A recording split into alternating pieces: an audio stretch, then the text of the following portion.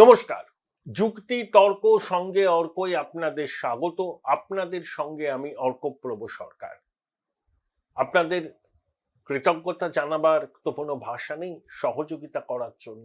আশা করি আগামী দিনেও আপনাদের সহায়তা থেকে বঞ্চিত হব না। থ্যাঙ্কস বাটনে ক্লিক করলেই সুপার থ্যাঙ্কস, আপনাদের সহায়তা আমার কাছে সরাসরি পৌঁছে যাবে। দেখুন, ইন্ডিয়া টুডে গোষ্ঠী তাদের 50 বছর পূর্ণ করেছে এবং দীর্ঘ 25 বছর ধরে তারা একটা এক্সারসাইজ নিয়মিত করে, সেটা হচ্ছে মুড অফ দ্য নেশন। এবার তারা সি ভোটারকে সঙ্গে নিয়ে করেছে।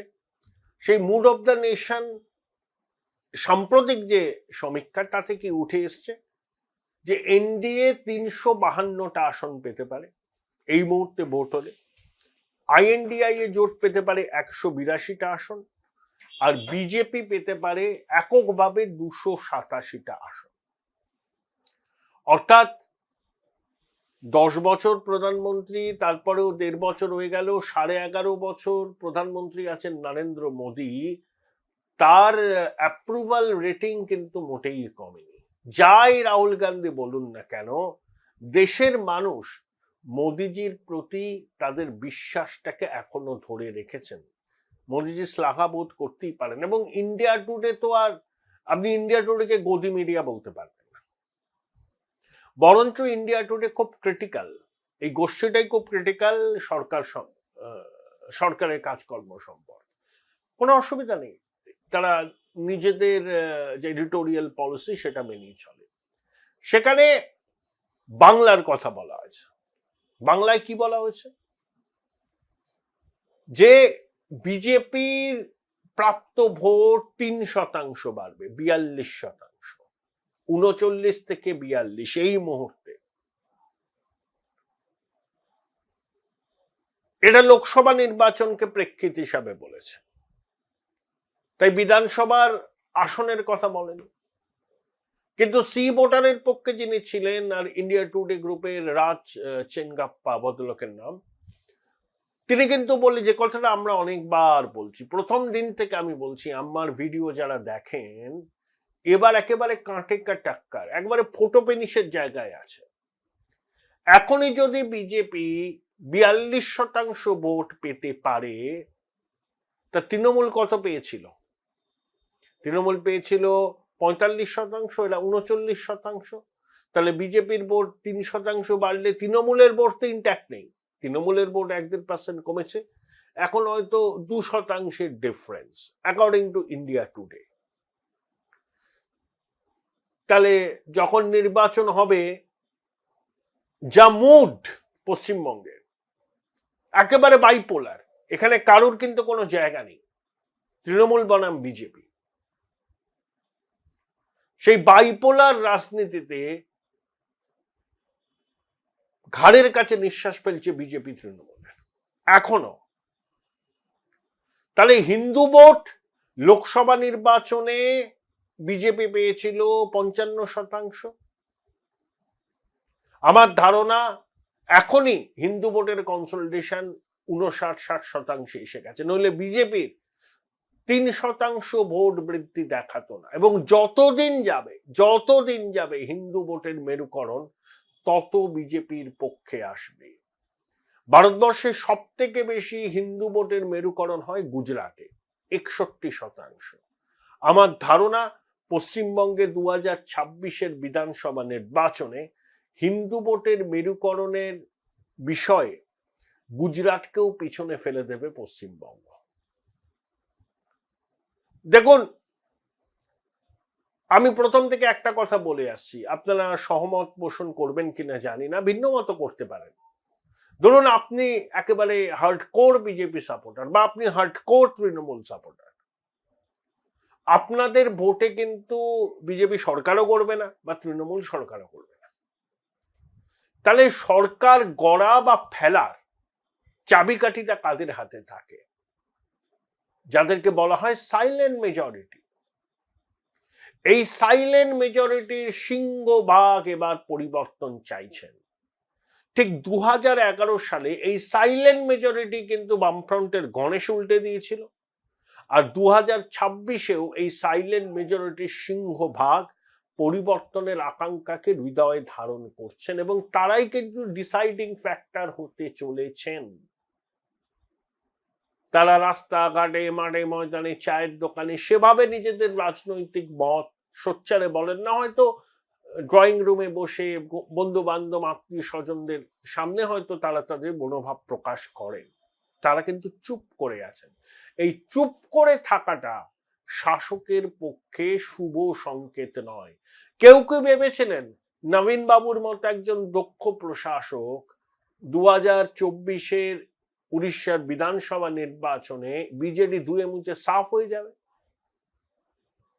ওই সাইলেন্ট মেজরিটি নবীন বাবুর সরকারকে একেবারে ছুঁড়ে ফেলে দিয়েছিল।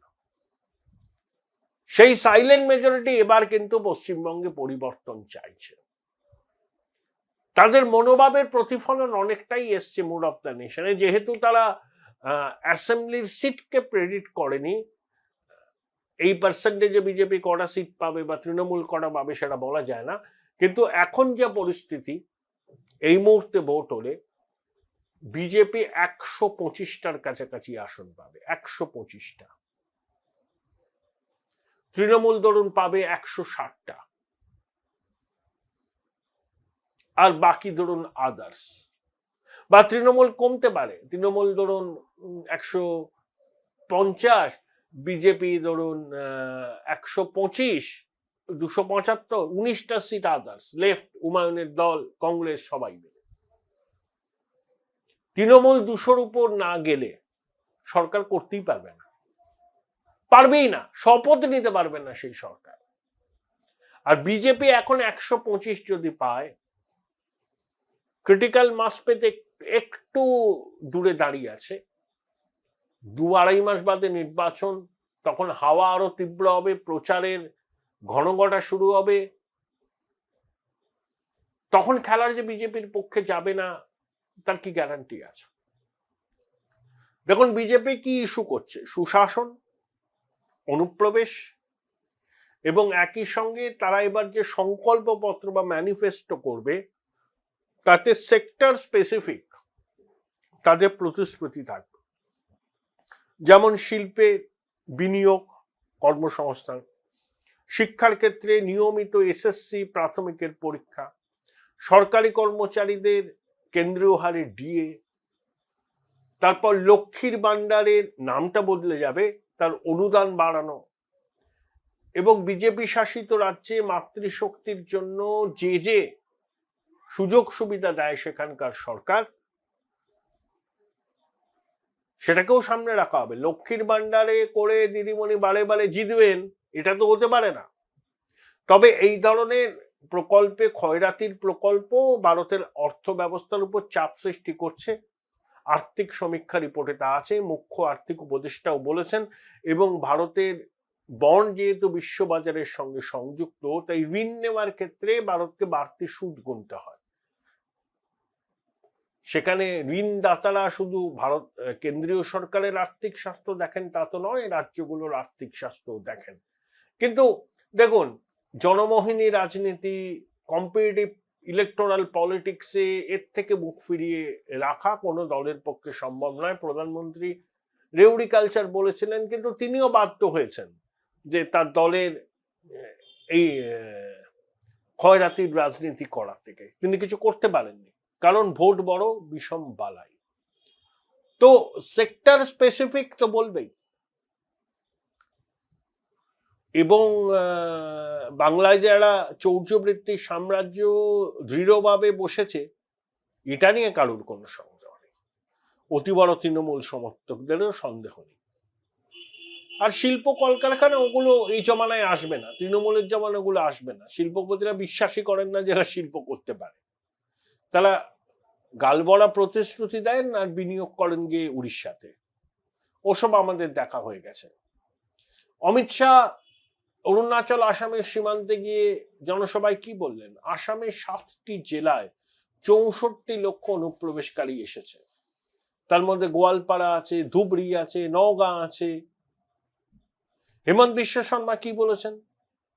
যে মিয়া মুসলমানদের সঙ্গে কোনো সম্পর্ক নেই, মিয়াদের সঙ্গে কোনো সম্পর্ক নেই, অসমের ভূমিপুত্র মুসলিম ভাই বোনদের সঙ্গে কোনো বিরোধ নেই, কিন্তু বাংলাদেশ থেকে অনুপ্রবেশকারী তাদের প্রতি সরকারের অবস্থান কঠোর থেকে কঠোরতর হবে। এদেরকে মিয়া বলা হয় অসমে, যারা বাংলাদেশ থেকে অনুপ্রবেশ করে ঢুকেছে ভারতবর্ষে মুসলিম সম্প্রদায়ের মানুষকে। এবং অমিত শাহ বলেছেন 1,26,000 একর জমি অনুপ্রবেশকারীদের হাত থেকে উদ্ধার করা হয়েছে। ডেমোগ্রাফি চেঞ্জ হয়ে যেতে পারে আসামে যদি এখনো ব্যবস্থা না নেওয়া হয়। পশ্চিমবঙ্গেও তো ডেমোগ্রাফি চেঞ্জ হবে না, তার কি গ্যারান্টি আছে? আজ নয় 30 বছর বাদে পশ্চিমবঙ্গে হিন্দুরা যে সংখ্যালঘু হয়ে যাবে না, তার কি কোনো গ্যারান্টি আছে? গ্যারান্টি নেই তো। যেভাবে সীমান্তবর্তী জেলায় ডেমোগ্রাফি চেঞ্জ হচ্ছে, আগামী দিনে তার বিপদ সম্পর্কে আমাদের সবাইকে সচেতন হতে হবে। এটাও বিজেপির প্রচারের মূল ইস্যু। সুতরাং তারপরে ধরুন তো এসআইআর এর অভিঘাত শেষ পর্যন্ত কতটা তৃণমূলকে ক্ষতি করবে, কত নাম শেষ পর্যন্ত বাদ যাবে, সেটা তো আছেই।